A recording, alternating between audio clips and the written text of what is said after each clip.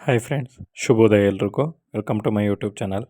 ಇವತ್ತು ಬೆಳಗ್ಗೆ ಎದ್ದ ತಕ್ಷಣ ನೋಡಿದ್ರೆ ತಮಟೆ ಸೌಂಡ್ ಆಗ್ತಿತ್ತು. ಏನು ಅಂತ ನೋಡಿದ್ರೆ ನಮ್ಮೂರಲ್ಲಿ ಬಂಡಿ ಹಬ್ಬ ಮಾಡಿ 48 ದಿನ ಆಗಿರೋದ್ರಿಂದ ಹರಕೆನ ಪೂರ್ಣಗೊಳಿಸೋದಕ್ಕೋಸ್ಕರ ಮತ್ತು ಒಂದು ಮಂಡಲದ ಅವಧಿನ ಪೂರ್ಣಗೊಳಿಸೋದಕ್ಕೋಸ್ಕರ ಇವತ್ತು ನಮ್ಮೂರಿನಲ್ಲಿ ಗ್ರಾಮ ದೇವಸ್ಥಾನದ ಹತ್ರ ಪೂಜೆ ಏರ್ಪಡಿಸಿದ್ರು. ಜೊತೆಗೆ ಅನ್ನದಾನನೂ ಕೂಡ ಏರ್ಪಡಿಸಿದ್ರು. ಅದನ್ನು ಇವತ್ತು ಸಾರ್ತಾಯಿದ್ರು.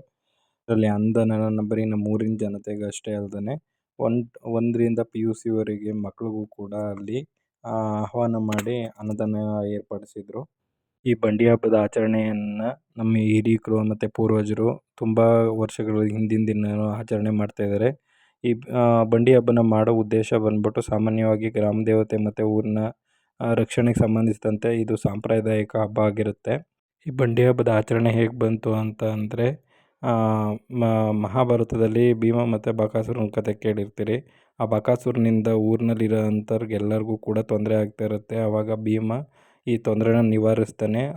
ಇದರಿಂದ ಈ ಬಂಡಿ ಹಬ್ಬನ ಆಚರಣೆ ಮಾಡ್ಕೊಂಡು ಬರ್ತಾಯಿದ್ದಾರೆ ಅನ್ನೋದು ಒಂದು ವಾಡಿಕೆ ಅಷ್ಟೇ. ಇವತ್ತು ಗುರುವಾರ ಆಗಿರೋದ್ರಿಂದ ನಾನು ಕೂಡ ಸ್ನಾನ ಮಾಡಿಕೊಂಡು ಮನೇಲಿ ರಾಘವೇಂದ್ರ ಸ್ವಾಮಿ ಪೂಜೆ ಮಾಡಿಕೊಂಡು ಅದಾದಮೇಲೆ ನನ್ನ ಮಗಳನ್ನು ಕರ್ಕೊಂಡು ನಾನು ಮತ್ತು ನನ್ನ ಮಗಳು ದೇವಸ್ಥಾನದ ಹತ್ರ ಹೊರಟ್ವಿ. ದೇವಸ್ಥಾನದಲ್ಲಿ ಇವತ್ತು ವಿಶೇಷ ಪೂಜೆ ಇರೋದ್ರಿಂದ ತುಂಬ ರಶ್ ಆಗಿತ್ತು.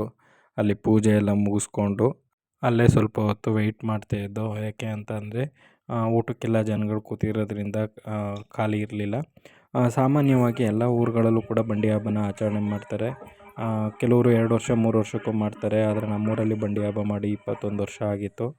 ಈ ಬಂಡಿ ಹಬ್ಬನ ಮಾಡೋ ಉದ್ದೇಶ ಬಂದ್ಬಿಟ್ಟು ಉತ್ತಮವಾಗಿ ಮಳೆಯಾಗಿ ಬೆಳೆಯಾಗಲಿ ಸಮೃದ್ಧಿಯಾಗಿರಲಿ ಅಂತ ಬೇಡಿಕೊಳ್ಳೋದಕ್ಕೋಸ್ಕರ ಈ ಬಂಡಿ ಹಬ್ಬನ ಮಾಡ್ತಾರೆ. ನಾನು ಅಲ್ಲಿಂದ ಪ್ರಸಾದ ತಿಂದ್ಕೊಂಡು ಸೀದಾ ಮನೆ ಕಡೆ ಬಂದ್ವಿ. ಮಾಹಿತಿ ಇಷ್ಟ ಆಗಿದ್ದರೆ ದಯವಿಟ್ಟು ಸಬ್ಸ್ಕ್ರೈಬ್ ಮಾಡಿ, ಶೇರ್ ಮಾಡಿ, ಕಮೆಂಟ್ ಮೂಲಕ ನಿಮ್ಮ ಅಭಿಪ್ರಾಯ ತಿಳಿಸಿ. Thank you.